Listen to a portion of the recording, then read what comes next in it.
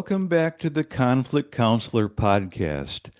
I'm your host, Chris Capocia, attorney mediator at the 47th District Court in Michigan.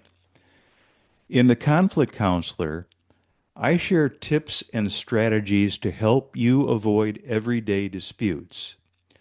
Speaking of which, cases against moving companies appear with some regularity on my docket.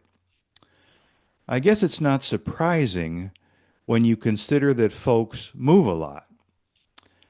Carole King famously asked, "Doesn't anybody stay in one place anymore?"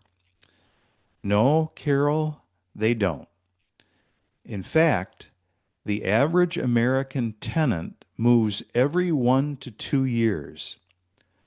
Homeowners stay in place a little longer, moving about every 5 years. With all this relocation, problems with moving companies are inevitable. And, in my experience, they typically involve three issues: overbilling, damaged property, and missing property. Let's look at some things you can do to avoid these problems, or at least protect yourself if they arise.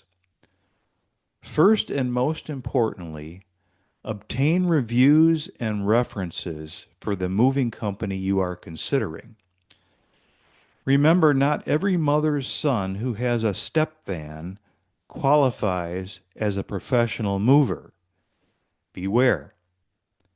Second, write a detailed inventory that includes every item being transported, especially the small valuables.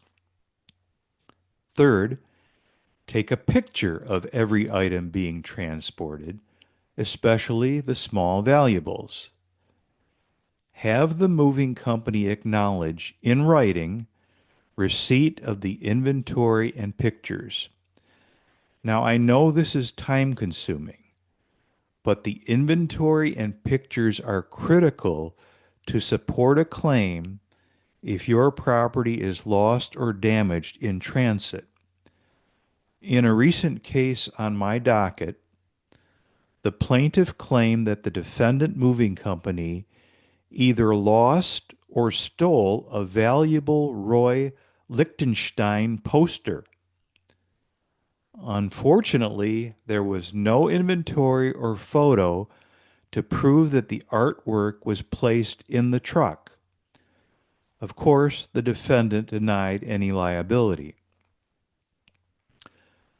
Also, note that the inventory and pictures will serve as a record of the approximate weight and volume of the load, which figure into this calculation of the moving charges. In another case, the plaintiff's inventory and pictures showed that her belongings filled only half of the moving van, nowhere near the full load that she was billed for. The defendant moving company reduced her bill by 50%. The fourth important thing you can do to protect yourself in a move: obtain a mover's insurance policy either through the moving company or a third-party provider. This will insure your property against loss or damage in loading, transport, and unloading. Well worth the modest additional expense. One last thing. Make sure you inspect your belongings immediately after they come off the truck. Otherwise, your pre-move inventory and pictures won't be of much use. There you have it. Even though we don't stay in one place anymore, we can still avoid the moving company blues. Thanks for listening.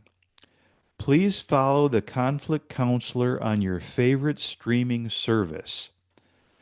Next time, in our 10th episode, we'll talk about mediation, what it is and how it can work for you in resolving conflict. See you then.